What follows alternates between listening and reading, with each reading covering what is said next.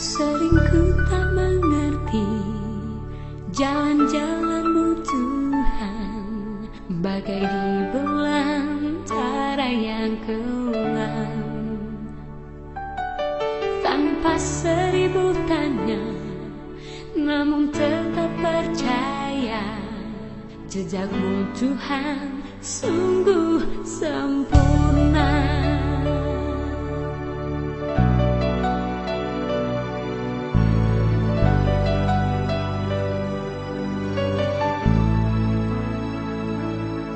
Sering ku tak mengerti jalan-jalan-Mu Tuhan, bagai di belantara yang kelam. Tanpa seribu tanya, namun tetap percaya, jejak-Mu Tuhan sungguh sempurna. Ajarku memahami semua yang Kau ingini, agar hidupku puaskan hati-Mu. Bagimu aku rela sepenuh hati menghamba, serahkan diri genapi karya-Mu. Selamat pagi, saudara-saudara yang terkasih. Salam sejahtera bagi Anda. Kita bersyukur bahwa pada pagi hari ini kita dapat merasakan kasih Tuhan, karena kita pada malam hari tadi telah dilindungi oleh Tuhan. Memang saudara-saudara, Allah adalah pelindung kita, sama seperti yang tertulis di dalam Mazmur 121 ayat 4. Sesungguhnya tidak terlelap dan tidak tertidur penjaga Israel. Penjaga Israel, saudara-saudara, adalah penjaga kita juga. Allah yang senantiasa peduli, melindungi, dan memperhatikan kita.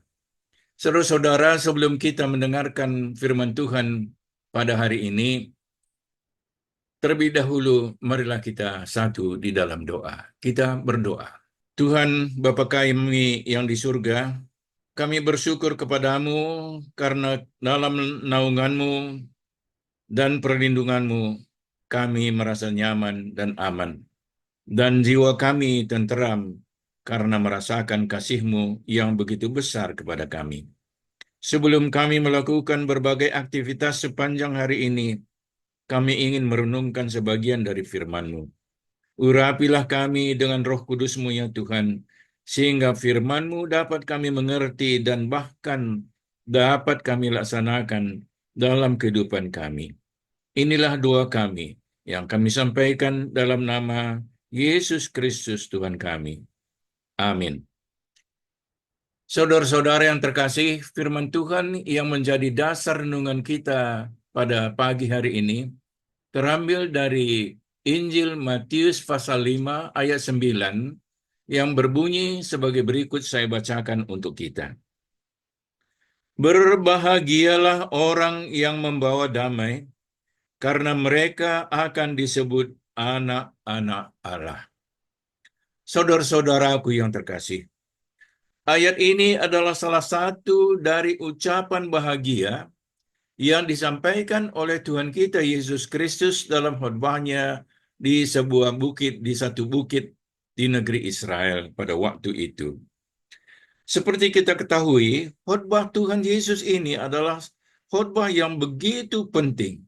Sama pentingnya seperti khotbah ataupun undang-undang atau hukum yang disampaikan oleh Tuhan Allah melalui Musa, yaitu 10 firman Tuhan atau 10 perintah Tuhan yang disampaikan oleh Allah melalui hambanya Nabi Musa. Oleh karena itu, ada penafsir Alkitab yang mengatakan bahwa bukit tempat Tuhan Yesus menyampaikan khotbahnya ini disebut juga, boleh disebut sebagai Gunung Sinai yang kedua, karena begitu pentingnya khotbah yang disampaikan oleh Tuhan Yesus di atas bukit itu. Sama pentingnya atau hampir sama pentingnya dengan 10 perintah Allah di Gunung Sinai. Saudara-saudara, Katanya tadi, berbahagialah orang yang membawa damai. Membawa damai sebenarnya bukan suatu pilihan bagi seorang Kristen. Membawa damai adalah kewajiban, keharusan bagi seorang Kristen karena sama seperti 10 firman Tuhan atau 10 perintah Allah di Gunung Sinai sangat penting dan bukan menjadi satu pilihan bagi setiap orang yang mana bisa dilakukan atau tidak dilakukan. Demikian juga sebenarnya dengan khotbah Tuhan Yesus di atas bukit itu yang mengatakan, berbahagialah orang yang membawa damai. Yang membawa damai itu adalah suatu kewajiban, suatu perintah yang harus dilaksanakan oleh seorang Kristen. Kalau seorang Kristen bukan pembawa damai, itu sebenarnya dia bukan seorang Kristen, bukan seorang yang percaya. Karena seorang Kristen, dia wajib membawa damai dimanapun dia berada. Sama seperti khotbah Tuhan Yesus di atas bukit, dia katakan, engkau adalah garam dunia, ataupun engkau adalah terang dunia. Menjadi garam dunia dan menjadi terang dunia bukan suatu pilihan bagi seorang Kristen. Memang dia harus menjadi terang, dia harus menjadi garam di dunia ini, karena itulah ciri-ciri dari orang yang percaya kepada Yesus Kristus. Jadi dengan hal yang serupa, kalau Tuhan Yesus mengatakan, berbahagialah orang yang membawa damai, maka setiap orang Kristen wajib membawa damai di dalam kehidupannya. Apabila seorang Kristen tidak lagi membawa damai, itu sama halnya dengan garam yang tidak asin lagi. Dan garam yang tidak asin lagi, kata Yesus di dalam khotbahnya itu, garam itu akan dibuang dan diinjak-injak orang. Itulah akibat dari garam yang tidak asin lagi. Demikian juga halnya dengan seorang Kristen yang tidak membawa damai, sebenarnya dia sama dengan garam yang tidak asin lagi.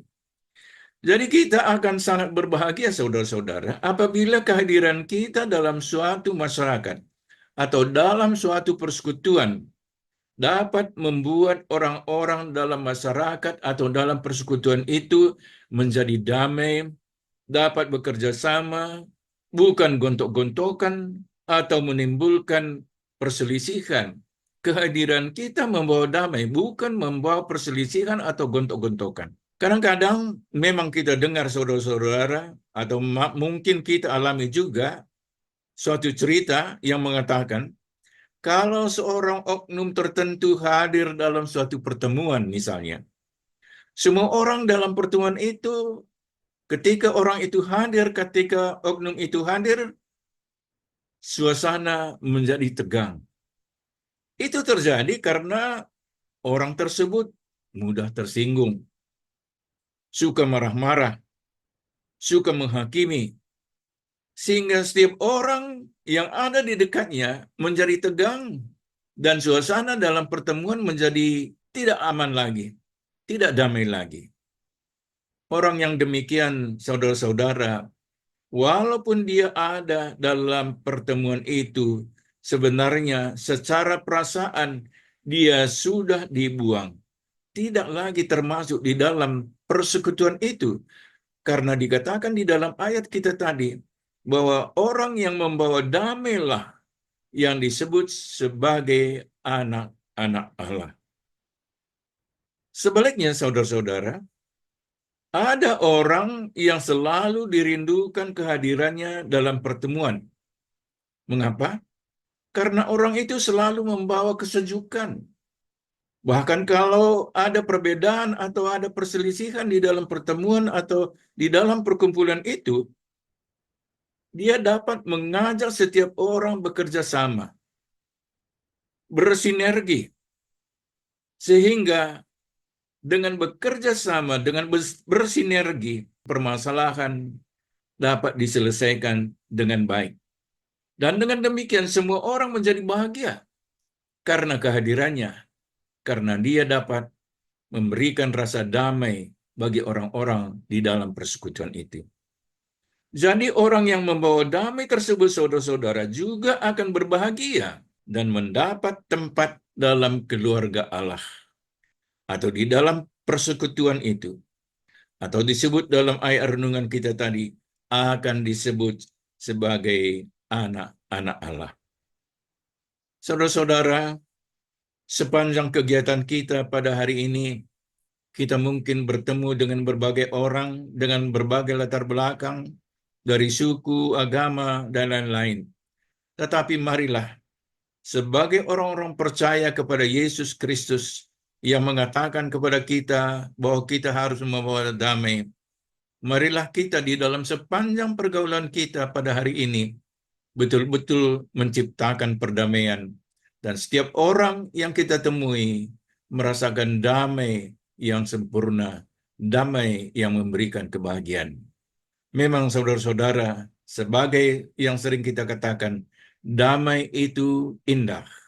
Oleh karena itu, marilah kita membawa damai di dalam setiap kegiatan kita pada hari ini. Dan Tuhan akan menolong kita. Tuhan akan memberikan berkat-Nya kepada kita, sehingga kita betul-betul dapat menciptakan perdamaian di dalam pergaulan kita pada hari ini.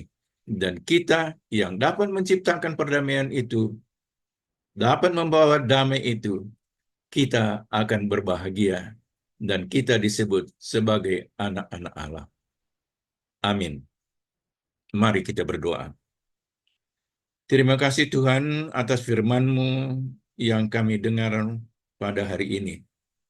Jadikanlah kami pembawa damai menjadi ciri ketaatan kami kepadamu dan ajaran-Mu. Dalam kesempatan ini kami berdoa untuk Jemaat Tuhan di GBKP Klender. Kiranya setiap pertua dan diaken serta semua pengurus kategorial, Muria, Mamre, KKR, Permata, dan Zaitun. Demikian juga setiap orang yang menjadi pengurus di dalam kategorial itu tetap bersemangat untuk melayani dan sebagai pembawa damai. Lindungi dan berikanlah semangat kepada mereka semua dan kepada semua anggota-anggota jemaat, agar masing-masing anggota sanggup membawa perdamaian. Khususnya kami berdoa untuk pendeta kami yang kami kasihi, Pendeta Neni, yang juga merangkap sebagai Wakil Ketua Klasis Jakarta Kalimantan. Kiranya Tuhan memberi kesehatan kepadanya, yang mempunyai tugas yang cukup berat. Kami juga berdoa untuk naras kami, yaitu naras Master Budi Sembiring, yang mengelola IT di Klasis Jakarta Kalimantan, mengelola sapaan teduh, agar diberikan kemampuan, ketelitian, kesabaran, agar penampilan sapaan teduh tetap baik dan menarik, sehingga semua orang yang mengikutinya terberkati dan meroleh sukacita ketika mendengarkan sapaan teduh, karena pekerjaan yang begitu baik yang disampaikan oleh naras kami, Master Budi Sembiring. Inilah doa kami ya Bapa, yang kami sampaikan di dalam nama Tuhan kami Yesus Kristus, yang telah mengajarkan kami doa yang sempurna, dan kami ucapkan bersama-sama di sini. Bapa kami yang di surga, dikuduskanlah namamu. Datanglah kerajaan-Mu, jadilah kehendak-Mu di bumi seperti di surga. Berikanlah kami pada hari ini makanan kami yang secukupnya, dan ampunilah kami akan kesalahan kami, seperti kami juga mengampuni orang yang bersalah kepada kami. Dan janganlah membawa kami ke dalam pencobaan, tetapi lepaskanlah kami daripada yang jahat, karena Engkaulah yang empunya kerajaan, dan kuasa, dan kemuliaan sampai selama-lamanya. Amin. Salam saudara-saudara, selamat beraktivitas, bawalah damai untuk kemuliaan nama Tuhan. Amin.